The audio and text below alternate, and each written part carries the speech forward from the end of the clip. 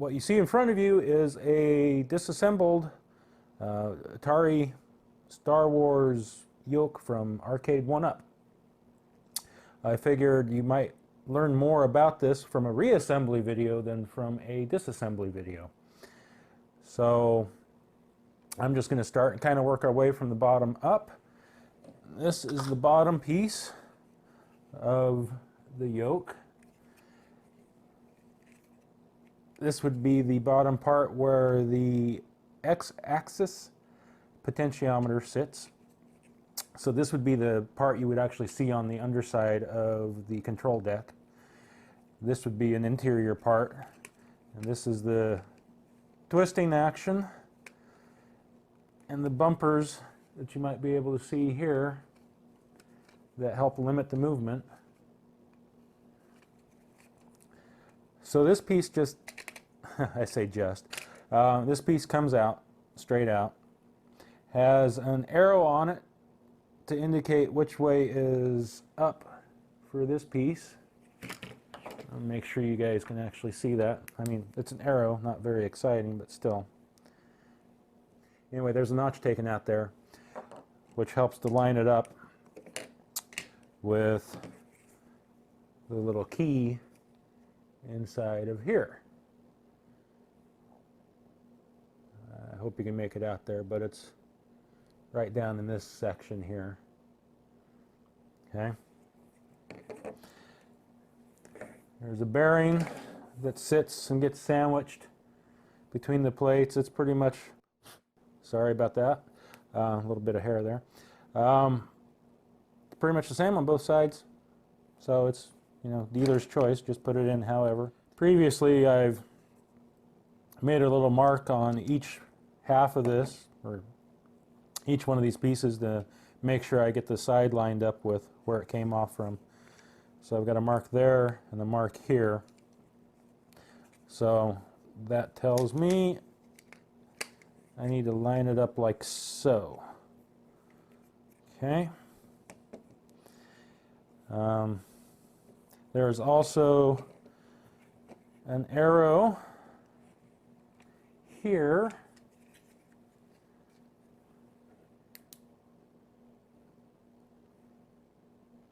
right there at the top. That indicates top of the controller as a whole unit. Let's see here. This would be next. This little, well, let's call it a spindle. Wires will pass through from the inside all the way through and come out this hole here, this long hole. This D-shaped hole in the center, that hole there is what engages the potentiometer. And let's get the right one. It's this one here.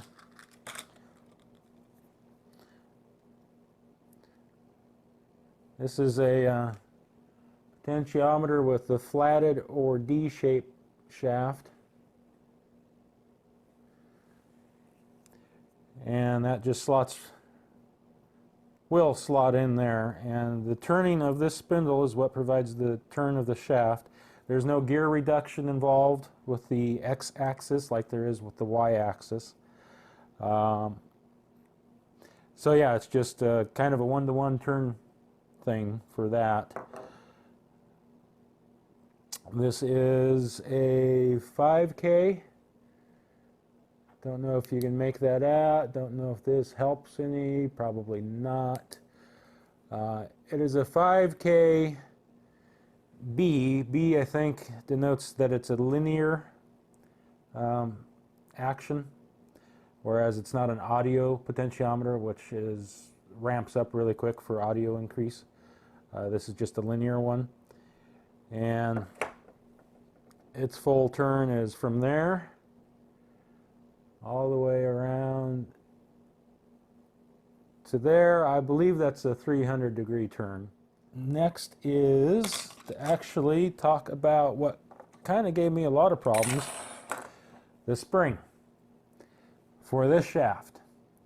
drove me nuts trying to get it figured out, and it's one of those things that it's so simple you kind of wonder why it gave you such a problem. I think that's just a tendency to try to overthink a problem, so it causes more problems. Anyway, to line this up properly, this spring goes on the shaft like so. You have a groove here. Shaft, spindle, we're going to keep calling it whatever. And the bottom piece, or the bottom part of the spring, will engage this notch here. I think you can see it just fine that way. It's kind of an L-shaped notch. It just engages right there. And the top piece, when it's put together, you have to use just a little bit of muscle, not much, to get this prong on this side of the block that you see here. And the two of those, one works to return the yoke back to center position when it's turned one way, and the other side works to turn it back to center position when it's turned the other way. You'll see that a little more clearly when I get this put together. There, that's in. So my spindle, I don't know. I need to line that up better to get it to engage there. There's just a little bit of a gap between the two.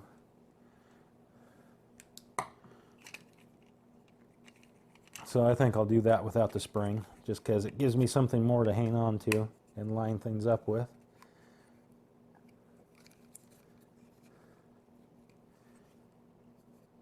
I believe I've got it. Another way to tell whether or not you've lined up properly is there is a hole here. The light's going to shine off of that metal pretty bad. There's a hole there on the side, and a corresponding hole here on this side for a very long screw to pass through. This very long screw will pass through that at some point here. This round metal disc, circle, whatever, goes on the outside of that, and the holes on this disc are actually threaded for this screw, which we'll be putting on here shortly. But I'm reasonably sure that's lined up now. Alright. The spring is reversible. I see no advantage to it being one way or the other. Slides over. Again, just slides in right through that groove. Give it a little turn this direction so it engages that block that we saw earlier. You can kind of turn things, and if you get the light just right, you can see whether or not you're engaging that stop for that part of the spring properly. And I am.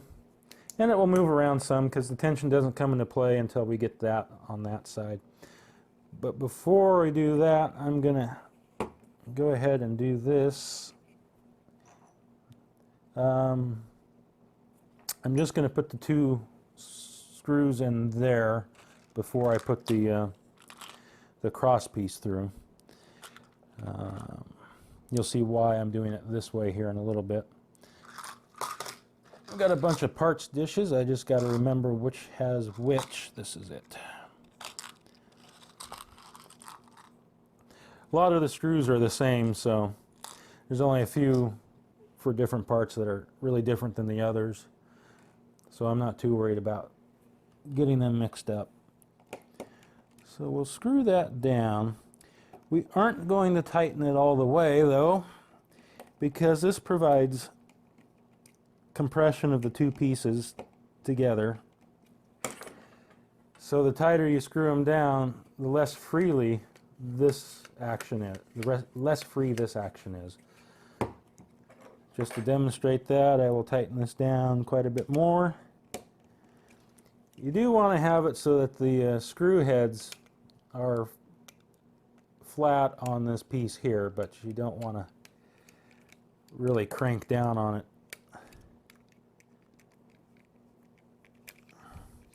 But I'm going to crank down on it just for the sake of demonstration. Okay. It's a lot harder to turn now, not nearly as free. I just want it to stay securely in place and really kind of want the spring to offer all the resistance. So I'm going to back them out until I am happy with the motion. That feels good. That's pretty free. Okay. So now that shaft, spindle, doohickey is locked in place in there. Can still get the spring on just fine. Goes in, turns.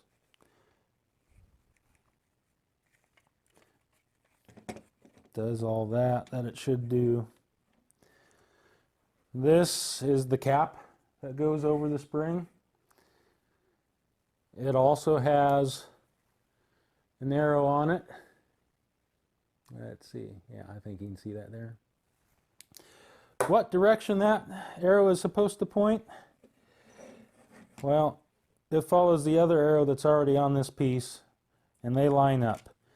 Another way you can tell whether or not you've got this lined up is on this outer ring.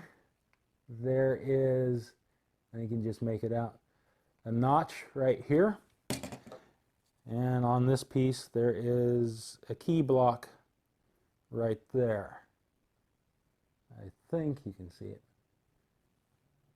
Anyway, trust me on that, there's a key block right there. But as long as you match this arrow up with this arrow, you've got it going on the proper direction. This is the point at which we need to bring our spring to this side of that block. It won't take much. You just slide it up and over.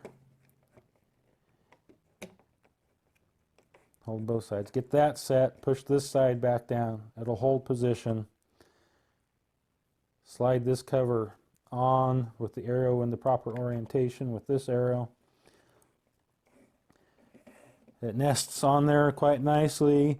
Give it a little twist and make sure that your key block and the notch in the other half are matched up. And get your screws out that you're going to need. These are going to be triangular headed screws. Hopefully you paid attention to that when you tore your controller apart. And get a hold of them. I don't know about you, but I never have a triangle bit.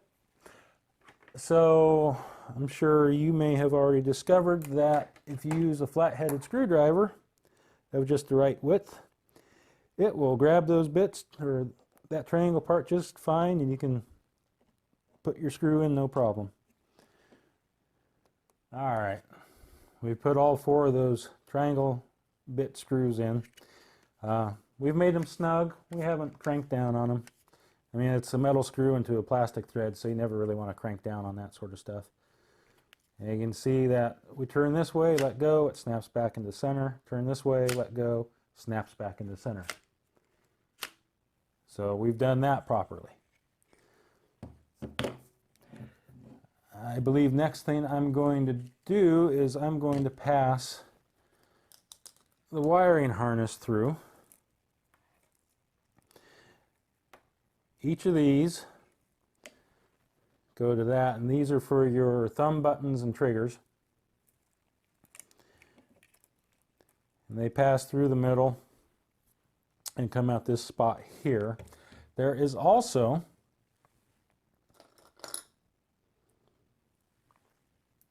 this is the Y-axis potentiometer, just like the other one.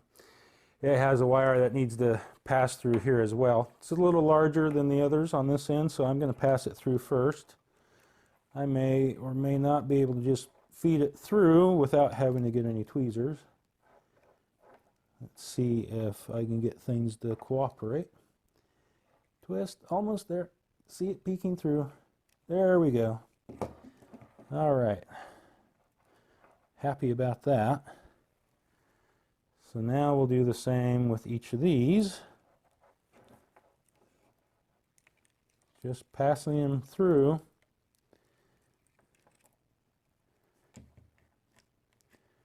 Till they poke their heads out. Come on out. Okay, get my tweezers. Now, do I want to put this potentiometer on before I do the work on everything else? I don't think so, just because I don't want to risk slamming an electronic piece of equipment down and mucking something up while I work with another portion of this. So we're going to set this aside for the moment. And we're going to concentrate on the top half.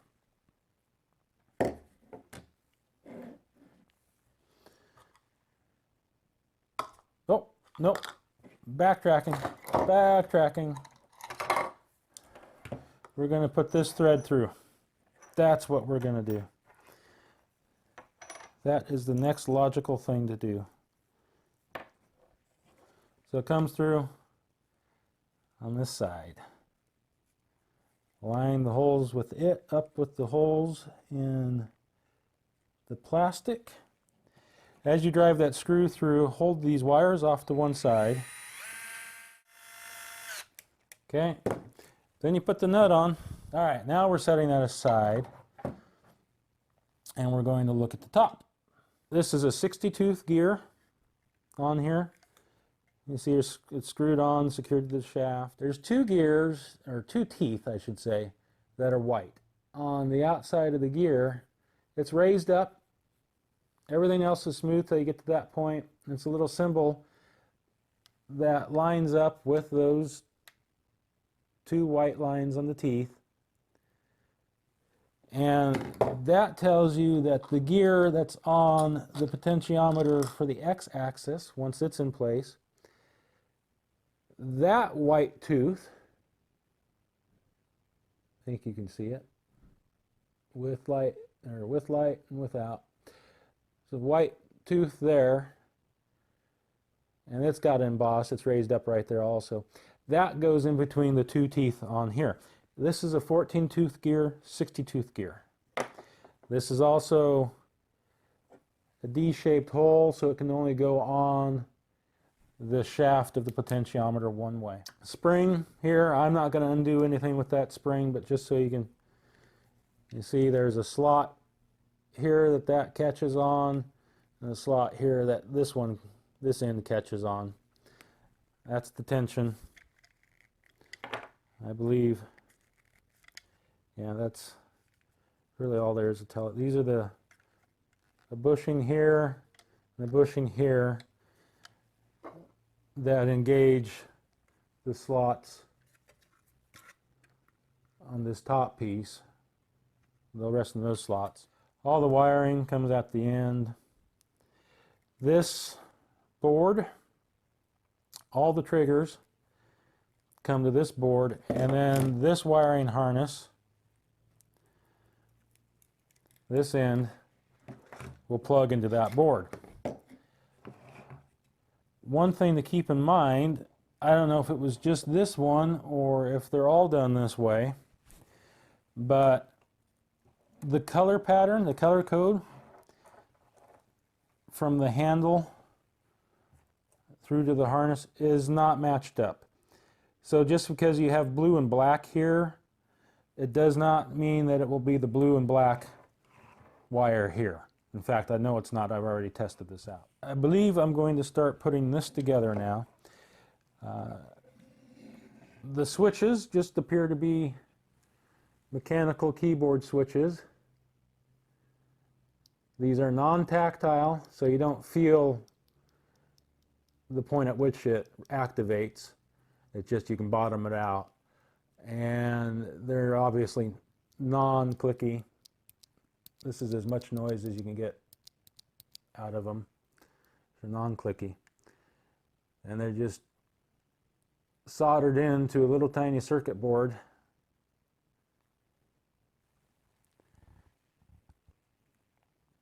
And when you go to assemble the trigger, the handle, and put these trigger switches back in place, you'll see on one of the switches you have 2 black leads and 1 colored lead.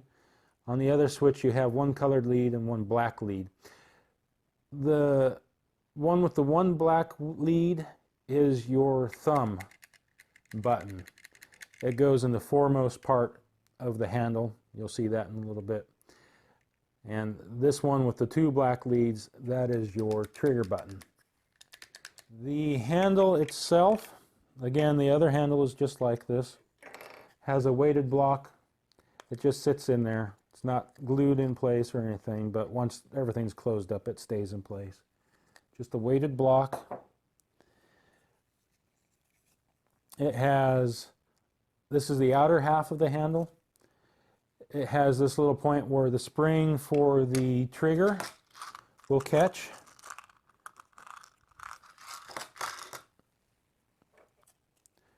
Trigger sitting in, will sit in this orientation, and the spring will be in that spot. There's an equivalent spot on this handle, and in fact there's the pin for where this trigger sits. Put this in place here. Use a flat bladed screwdriver, at least I do, to kind of line that spring up. So it sits in there. And then that cavity and the cavity on this will help capture that spring and keep it in place. This insert is very uniquely shaped. This half of the insert helps to form part of the spot where the one of the switches will sit. That will be the trigger switch, thumb switch. And this goes in one way only. Has the notches and keys that keep you lined up correctly. Both pieces have screw holes for this. So going to start putting this in place now. First piece to go on will be the main handle part, the inner half of the handle. And you can carefully feed the switch through.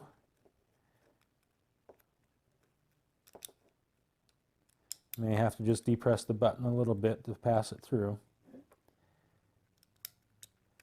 A little patience, a little finesse helps get those switches through there like that. You just get that on the shaft, get those switches passed through. Same thing for this. Usually easier if you start out with the one switch that has only 2 wires in it. Again, depressing the plunger on it. Depending on how you go through, that plunger might pop up where those screw holes are, so you just take a screwdriver and push the plunger back down and move it along the tunnel. Let's see if I've got that lined up. Okay. Everybody's through. Careful not to pinch your wires.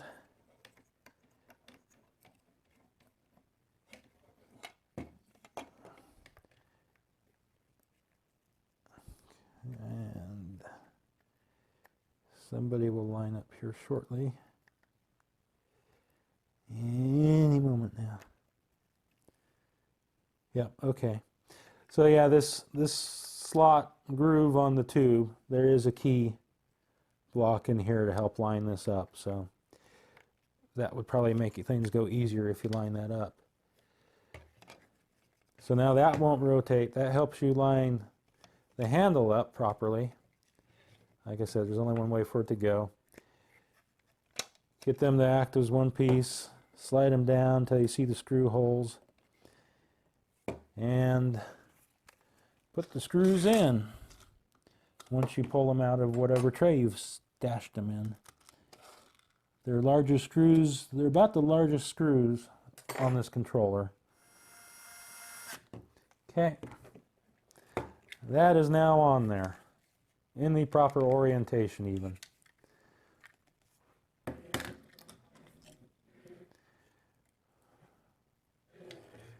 Now, I'll put that there because I just tend to forget about it, but it helps me see how much space I have to play with. Again, the switch with the 2 wires goes at the very end spot. Just going to make sure I've not got everything tangled up here. So I'm actually going to, just to keep it out of my way, I'm putting that switch in place first. And then the one with the 2 wires comes over here, and it faces up, because remember, that's our thumb switch. It does seem to prefer one direction over the other. Okay, that's the thumb switch. Okay, put my block back in place. Kind of look at how my wires are running. And have screw entry, screw entry, screw entry. 4 screws for the handle. So I want to make sure that those don't become points where the 2 halves pinch a screw, excuse me, pinch a wire and cause problems for later on. And I also don't know how tightly the handle fits up against this end of the tube, so I'm just going to kind of lay things over there and just try to avoid having a whole lot of trouble there. And my trigger is slid over here. So again, trigger will go there. I guess it's easiest just to get that in place on this side of the housing and then just use a screwdriver. I'm going to use a bigger blade though. Yeah. Just use a screwdriver to put that spring back in place, compress it a little and slide it in place. There we go. So we've got it in place. You can see how that works. Thumb button has this bushing, outer bushing. It just floats in there loose. The spring mechanism of the switch itself is what returns this to the top position. And there's just a little E-clip or C-clip that just keeps it in place and keeps the button from coming all the way out. And we'll just kind of use the thumb button to angle it just right to push down the switch and get it to rest on that half of the housing just like so. And we will attempt to put this half of the handle on, if I can hang on to it. It just sets on there. There's no snap to it, it just sets in place. If you wanted to work on your triggers in here without doing all this disassembly, it is certainly possible. It's also advisable. You will only have an issue with getting these 2 screws out, because the way everything sits together, you will always have something kind of sitting right here in the way. So getting a screwdriver at the right angle won't work. But they make offset screwdrivers. This one's a ratcheting offset screwdriver that Craftsman makes. This little offset screwdriver has been very handy. I'm glad I got it. Saves a lot of time and frustration. Okay. So both handles are now back together. We're going to put this into its home spot. And don't forget, we've got these 2 bushings here, one on either side. Those engage the slots here. This little circuit board will pass through this slot here. The big tooth gear will go in this area here. Going to get my bushings lined up to go into those slots. That's lined up there. This lines up here. So there's our handles in place. Bushings are lined up. The top groove of the tube faces up. There are also, hopefully you can see it, There's an up arrow there and an up arrow there, so you get them going in the same direction. So you see the spring end rests against that post, and that end rests against that post. And this is, it sits here very naturally, no problems. Which is great, because the next thing to do is to put this housing on, which will keep everything in its place.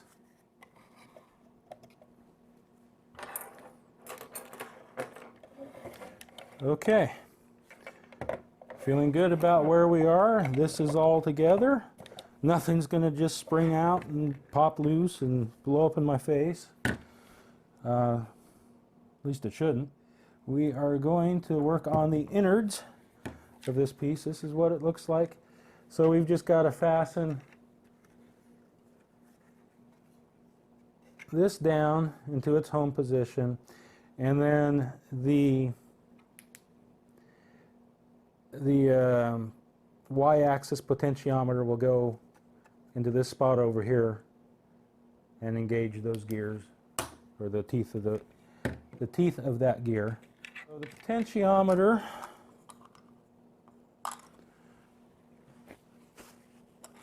for the x-axis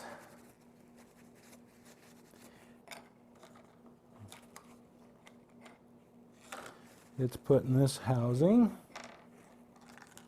Gets a nut in the washer.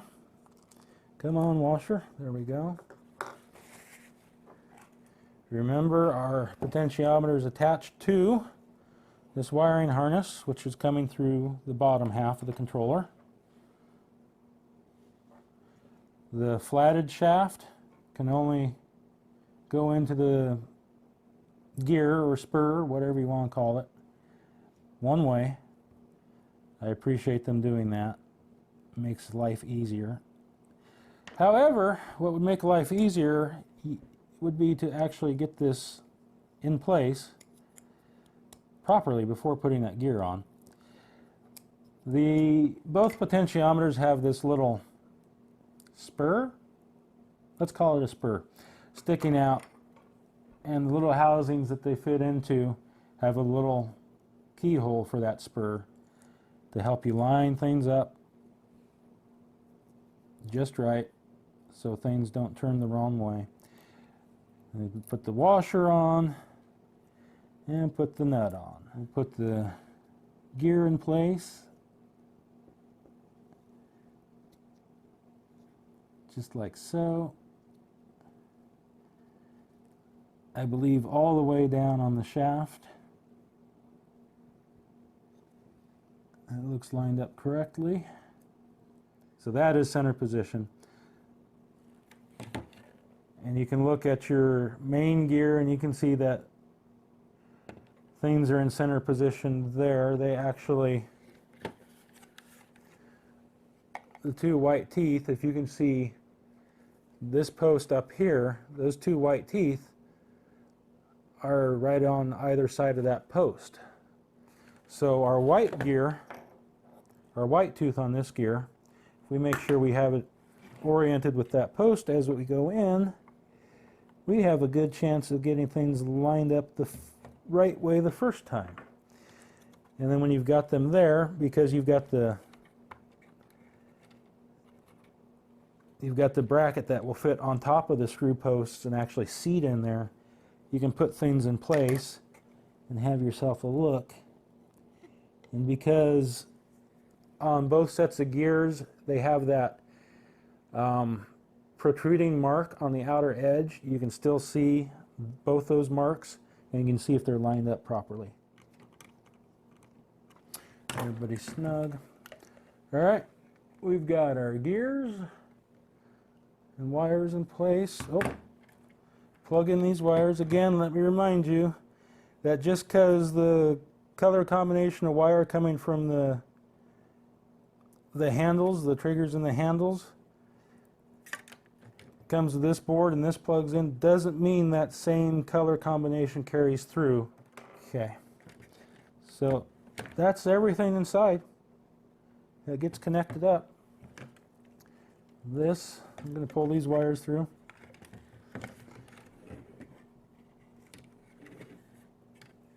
So we have, where do we have it? I know we have it. There it is. Turn this the other way. We have in here an arrow pointing up, right there, pointing that direction, calling that up. Look at your triggers. You know they're at the top of the controller, so that confirms that's up. So we want to make sure, or we're going to make sure, that these up arrows here have the same orientation as the up arrow there.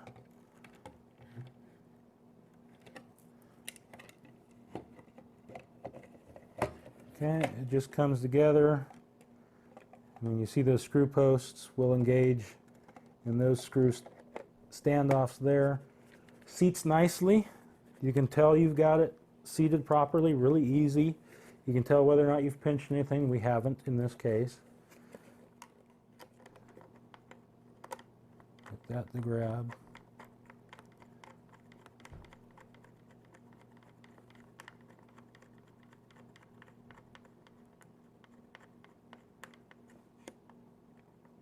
I hate to say it, but this one I think I might have stripped out a little bit previously. Because it just, I don't feel it grab like the others are. But it grabs enough to stay in place. It's not falling out. That's good enough for me. So all that's left is the shroud and the bottom potentiometer and the encoder for the potentiometers. So we'll do them next. Because, I mean, the shroud has to be the last piece that goes on that completes the whole look of everything. So this is the encoder board. Encodes the X and Y potentiometers and then sends the signal to the Arcade1Up board, a signal that it can translate and knows what to do with. This, let's see, this is the cord that goes up to the board on the bottom of the control deck. This cord, cable, whatever, goes to the potentiometer that goes here, and then the potentiometer whose lead is coming out here plugs into that one. All that happens with this is it slides into this spot here. It's grooved, it's slotted, slides right in. Okay, and there is a little plastic piece that goes over the top of that. That little piece, screw goes through the hole here. A couple of little notches engage the top of that notched out spot on the board. The potentiometer itself, this is its bracket. Again, this will seat down on top of the screw post, so we know this is the bottom. And we have a little spur on the potentiometer, so we know it engages that slot on the side of the main hole. And its washer and nut. I'm going to go ahead and plug this in. It's keyed, so it can only plug in one way. There, it's plugged in. Going to figure out the middle position for my spindle. So that's the extreme one way. This is the extreme the other way. So in between that's like that. Maybe you can see our hole there. The flat part is on this side. So I'm going to do that with this. And that follows the way the wire was laying anyway, so that helps. I'm going to pull that off real quick just to get these out from underneath that wire. Okay. Before I forget, let's just go ahead and let me get these laid differently. There we go. Let's plug in our Y-axis controller. We'll support that socket with the thumb because we don't want to mess up the solder. There we go. Okay. That plugs in. All these would then plug into the control board on the bottom of the deck. That's your XY inputs, and then one each of these for each of the triggers. Okay, so all that is left to do now is to put the shroud on. Hopefully I do it the right way and not upside down, otherwise, you know, that'd be funny. It just slides right on the top, right down like that. Atari logo's oriented that way, thumb buttons at the top. Looks like that's the right way to do that. Here are my 4 black screws. One more screw to put in. And we'll have taken that whole mess and reassembled our Arcade1Up Star Wars Yoke. But let's see. Turn it, it snaps back into place. Turn it the other way, it snaps back into place.